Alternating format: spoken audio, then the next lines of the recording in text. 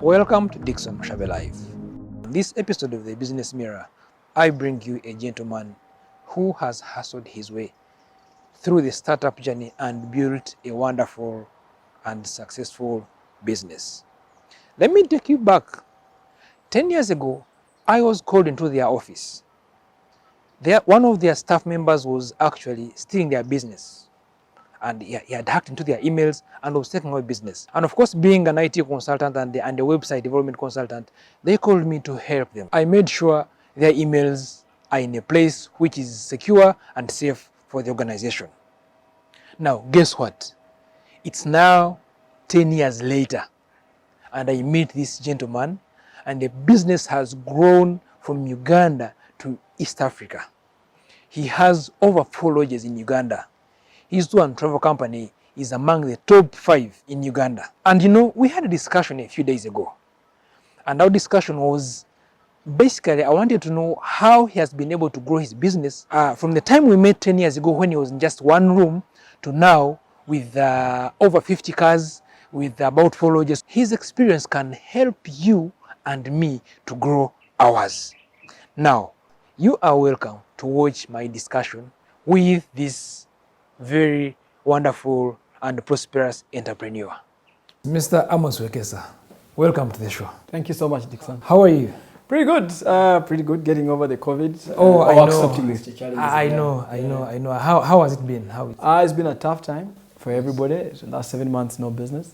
So it's, but we're hoping that things will get better next year. As for now, this year, the only profit we shall make is being alive. Oh, let's pray to remain alive. All right. So just brief about yourself. Of course, I know Amos, if you are to talk about you for your experience, it will take about 40 years. You can't compress in just 1 hour. So just... Actually, 47. 47 years. Just give us a brief about yourself and what you do so that our viewers out there can get to know who this mogul is, if you want to be called a mogul. My name is Amos Wekesa, and I run Great Lake Safaris. That was my first business. Great Lake Safaris is in Uganda and Rwanda right now.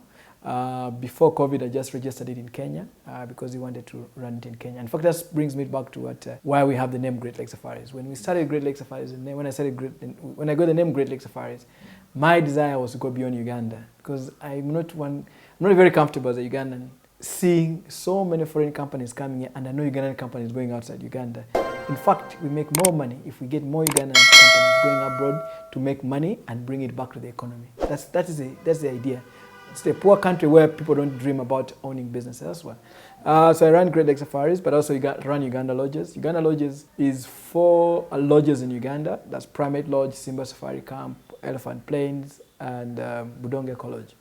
And so we'll be soon have one in Bwindi, Primate Lodge Bwindi. We're also hoping to have Primate Lodge Budongo. Yeah, and then I also run MV Kazinga.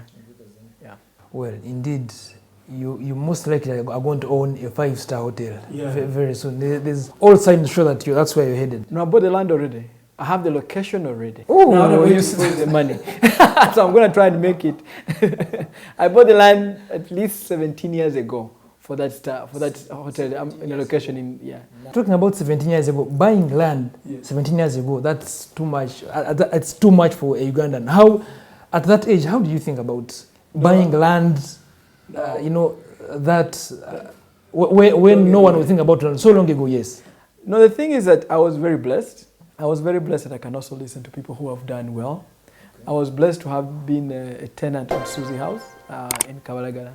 Because the owners of that building, unfortunately, have died, but they were very good coaches. It's an old couple. They told me about how life works. They gave me a story of one time in 1962. They went to Kansanga and bought land in Kansanga. It was 200 shillings. No one wanted to live in Kansanga. And they were young at the time. So they told me, when you're young, never fight to buy land in the city. Buy land 40 kilometers, 30 kilometers, 40, 50 kilometers. And they told me, when you buy land, you will never go wrong, especially if you buy cheaply and far from the city. And they kept coaching me about how to buy land. And that's how I entered into buying property. Most of the properties we're developing now, we bought a long time ago. If you look at Elephant Plains, we bought 12 years ago at 800 shillings per acre. That's how it is. Many of the locations were bought cheaply at that time. So I was very blessed to be coached, but also accept to be coached as a human being.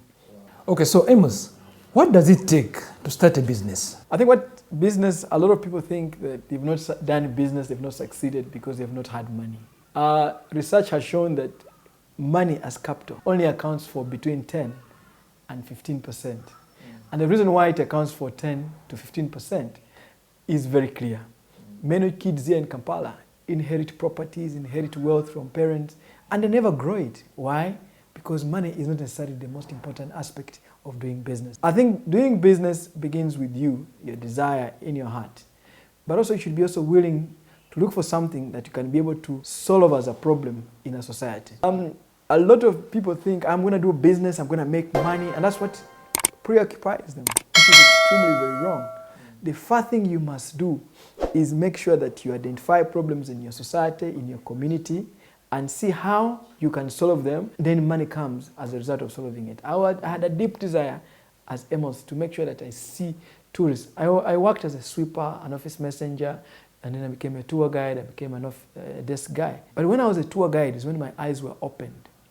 First, I had accumulated a lot of knowledge, but two, I used to see tourists shed tears at the airport at every end of the trip and ask, why are Uganda so poor and yet you have such a beautiful country? So many water bodies, forests, nice food, you know? And I was wondering how anyone can manage to be so poor in such a country. Of course, it convicted me as a person. I realized I am living in a country that God has created, in a real pearl. Then I started thinking, how do I become a solution to the challenges that exist in tourism? And I started saying, I must create something that will be able to make sure every tourist that leaves this country is happy. I must also do something that will give me a chance to tell Ugandans to go and enjoy their own country. Wow. And in solving the problems, yes, I've had lots of great opportunities with great challenges as well. So Dixon, in conclusion, the greatest business people in the world are the ones that solve the biggest problems. That is what happens in life. And therefore, if you want to start a business, identify a challenge in your society and solve it, and then transform it into the commercial bit of it. And of course, I want to thank you for keeping it to Dickson Mushabe Live. I hope you've picked one or two things which are going to help you grow your business. If you're new to this channel, please subscribe and or hit the like button, because there is a lot in store for you on this very channel, Dickson Mushabe Live. Have you been inspired?